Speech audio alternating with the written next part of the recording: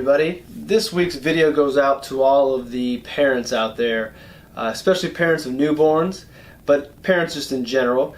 If you've been following along on social media, you know that we just welcomed our third son, Silas, to the family on Halloween.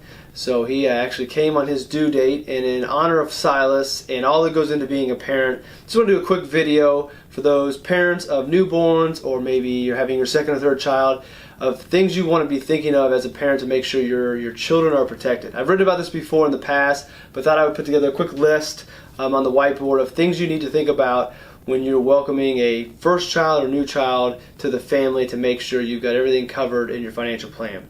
So first and foremost, with a newborn, your first child, you definitely want to have a will in place.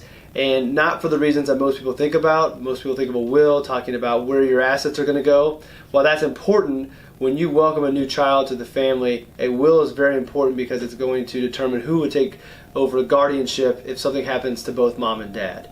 So the only way to make sure that the children go where you would want them to go is to have a will in place dictating who your legal guardians are in the event mom and dad are gone. So that's first and foremost. Before you do anything else, get a will in place. Hopefully it doesn't come into play, but get it in place. The second is to review your life insurance situation. If it's a new first child, you didn't have this other human being that you're responsible for, so your need for life insurance may have been less. Now you have this human being that's relying on you, and you now need to make sure you protect that individual. So how much insurance you need, what type of insurance you need, that's to be determined later, but you need to review your current life insurance situation, talk with an advisor, get with an insurance agent to get the proper amount. And if you're adding children to the family, then you need to review if you have enough, or do you need to add additional insurance to cover these new expenses of college or whatever else maybe you need with this new child. So review your life insurance. Beneficiaries. Do you need to update your beneficiaries? Now, minors can't inherit assets until they're of legal age, 18, 21, depending on where you live. But if you have a will, very good chance that there's a trust that's created at death.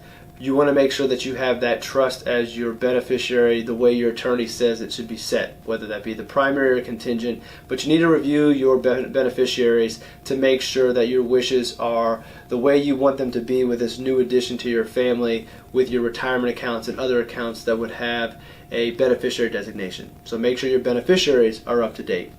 And then emergency fund. Do you have enough to cover the added expenses? So we're talking 3 to 6 months of expenses in cash.